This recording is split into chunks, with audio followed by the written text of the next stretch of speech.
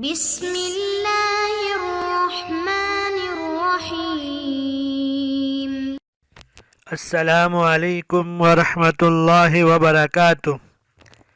عزیز طلباء، امید ہے کہ آپ خیریت سے ہوں گے۔ آج ہم قافیہ کا سبق نمبر 15 شروع کر رہے ہیں، جس کے اندر تثنیہ کا اور جمع مذکر سالم اور ان کے اخوات کا اعراب پڑھیں گے۔ چلتے ہیں اپنے سبق کی جانب۔ بسم اللہ الرحمن الرحیم۔ المثنى وکلا مضافا الى مضمر واثنان واثنتان بالالف والياء جمع المذکر السالم وأولو وعشرون وخواتها بالواو والياء۔ ترجمہ دیکھ لیتے ہیں۔ تثنیہ کا اور کلا جبکہ ضمیر کی طرف مضاف ہو، اور اثنان اور اثنتان کا اعراب الف اور یا کے ساتھ ہوتا ہے۔ جمع مذکر سالم اور اولو اور عشرون اور اس کے اخوات کا اعراب واو اور یا کے ساتھ ہوتا ہے۔ آج کے درس کے اندر ہماری 4 باتیں ہوں گی۔ پہلی بات، تثنیہ کی تعریف اور تثنیہ کی اقسام۔ دوسری بات، تثنیہ کے اقسام کا اعراب۔ اور تیسری بات، جمع مذکر سالم کی تعریف اور جمع مذکر سالم کے اخوات کی تعریف۔ اور چوتھی بات، جمع مذکر سالم کا اعراب۔ پہلی بات کی طرف چلتے ہیں۔ صاحب کتاب نے یہاں سے اعراب کی 5ویں اور 6ٹھی قسم اور اسم متمکن کی 7ویں، 8ویں، 9ویں، 10ویں، 11ویں، 12ویں یہ اقسام ذکر فرمائی ہیں۔ المثنیٰ سے یہ اعراب کی 5ویں قسم ہے اور اسم متمکن کی 7ویں، 8ویں، 9ویں قسم ہے، اور جمع مذکر سالم میں اعراب کی 6ٹھی قسم اور اسم متمکن کی 10ویں، 11ویں، 12ویں قسم ہے۔ تثنیہ کی 3 قسمیں ہیں۔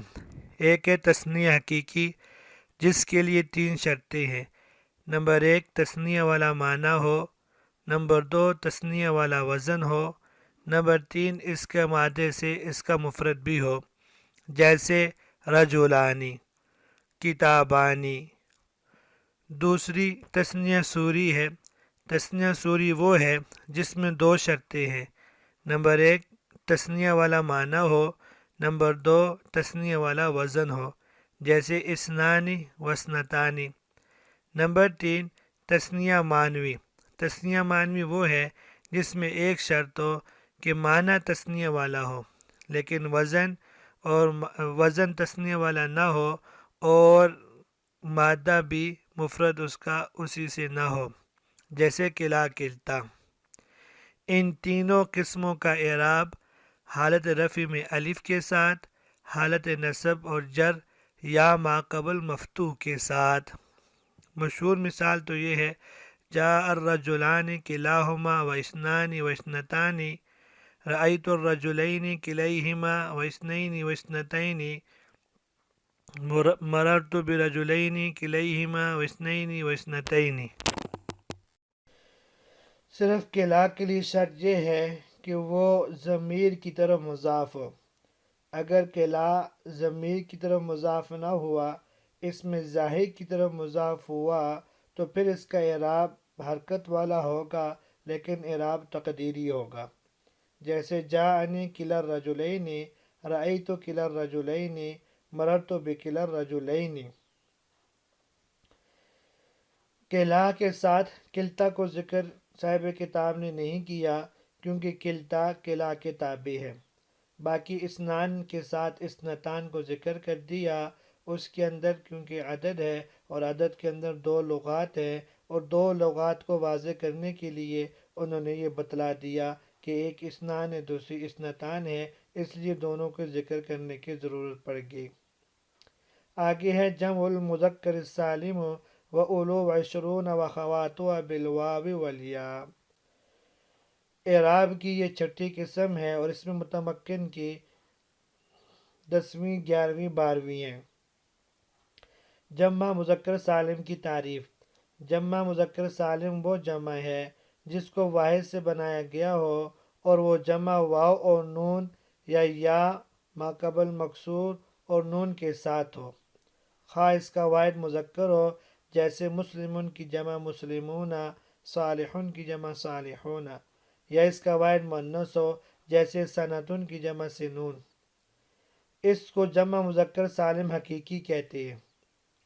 اور دوسرا اس کے اخوات میں اولو، اولو جو کہ ذو کی جمع من غیر لفظی ہی ہے۔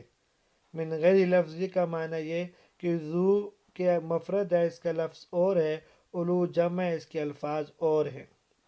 اس لیے اولو کو جمع معنوی کہتے ہیں کہ یہ اس کا صیغہ بھی جمع کا نہیں ہے لیکن معنی جمع والا ہے اور مفرد اس کا ذو ہے۔ تیسرا عشرون، عشرون اور اس کے اخوات۔ عشرون کے اخوات سے مراد 90 تک داہیاں ہیں، یعنی 30 40 50 60 70 80 اور 90۔ یہ جمع کے ملحقات میں سے ہے، اس لیے حقیقتاً جمع وہ ہوتی ہے جس کے واحد کے آخر میں واو ما قبل مضموم اور نون مفتوح یا ما قبل مکسور اور نون مفتوح کا اضافہ کر کے جمع بنائی گئی ہو، اور ان میں سے کسی کا بھی واحد نہیں ہے، اس لیے جمع نہیں بلکہ جمع کا معنی دینے کی وجہ سے جمع کے ملحقات میں سے ہیں۔ عشرون اور اخوات کو جمع سوری کہا جاتا ہے۔ ان کا اعراب کیا ہے؟ ان کا اعراب حالت رفع کے اندر واو ما قبل مضموم ہے اور حالت نصبی جری کے اندر یا ما قبل مکسور ہے۔ جیسے المومنون جمع مذکر سالم ہے، حالت رفع میں دیکھیے واو ما قبل مضموم ہوگا، قرآن میں آتا ہے اولئک هم المومنون حقا، المومنون حالت رفع کے اندر ہے، اور حالت نصبی کے اندر دیکھیے وعد اللہ المؤمنین، المؤمنین یہ وعدہ کے لیے مفعول ہے اور حالت نصبی کے اندر ہے اور اعراب بالحرف ہے یا ما قبل مکسور ہے۔ اور اسی طرح وما ہم بمؤمنین، بمؤمنین یہ حالت جری کے اندر ہے اور یا ما قبل مکسور ہے۔ جمع مذکر سالم کی 2 قسمیں ہیں، ایک قسم وہ جس کا مفرد صفت کا صیغہ نہ ہو بلکہ اس کے علاوہ کوئی اسم ہو، دوسری قسم وہ جمع مذکر سالم جس کا مفرد صفت کا صیغہ ہو۔ اگر مفرد صفت کا صیغہ نہ ہو تو اس سے جمع سالم بنانے کی شرائط۔ جمع مذکر سالم بنانے کی 5 شرطیں ہیں۔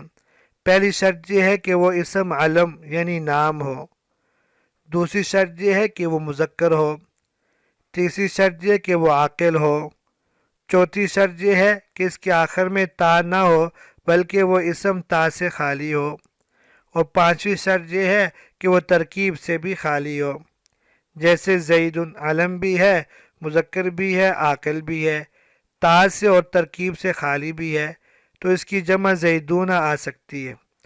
رجلن کی جمع رجلون نہیں آ سکتی اس لیے کہ رجلن علم نہیں ہے، اور زینب کی جمع زینبون نہیں آ سکتی اس لیے یہ مذکر نہیں بلکہ مؤنث ہے۔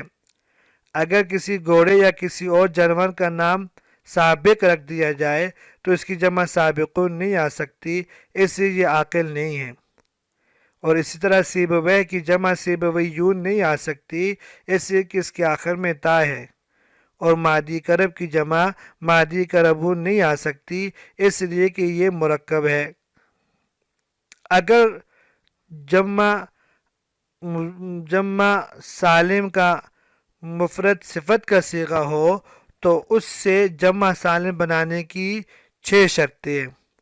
پہلی شرط یہ ہے کہ صفت کا صیغہ مذکر کی صفت ہو، دوسری شرط یہ ہے کہ مذکر عاقل ہو، تیسری شرط یہ ہے تا سے خالی ہو، چوتھی شرط یہ ہے افعل اور افعلا کے وزن پر نہ ہو، 5ویں شرط یہ ہے کہ فعلان اور فعلا کے وزن پر نہ ہو، اور 6ٹھی شرط یہ ہے کہ وہ صفت کا صیغہ مذکر اور مؤنث کے درمیان برابر نہ ہو، جیسے کہ ناصر، ناصر کی جمع ناصرون اور منصورون کی جمع منصورون وغیرہ آ سکتی ہے، لیکن طالقون کی جمع طالقون اور حائزون کی جمع حائزون نہیں آ سکتی، اس لیے کہ صفت کا صیغہ مذکر کی صفت نہیں بلکہ مؤنث کی صفت ہے، اس لیے کہ طالقن طلاق والی عورت کو اور حائزن حیض والی عورت کو کہتے ہیں۔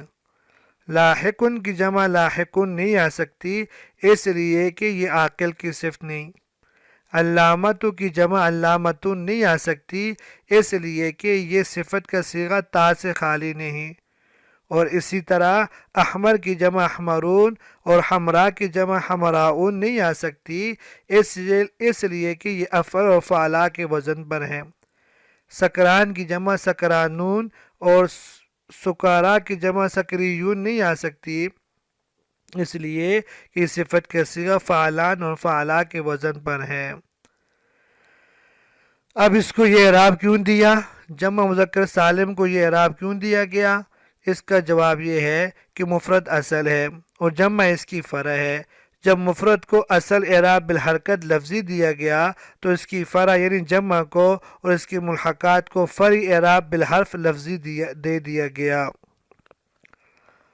الحمدللہ آج کا ہمارا سبق یہاں مکمل ہوا، امید ہے کہ آپ کو سمجھ میں آ گئی ہوگی۔ کل انشاءاللہ نئے سبق کے ساتھ حاضر ہوتے ہیں۔ اللہ تبارک و تعالی ہم سب کا حامی و ناصر ہو۔ السلام علیکم ورحمۃ اللہ وبرکاتہ۔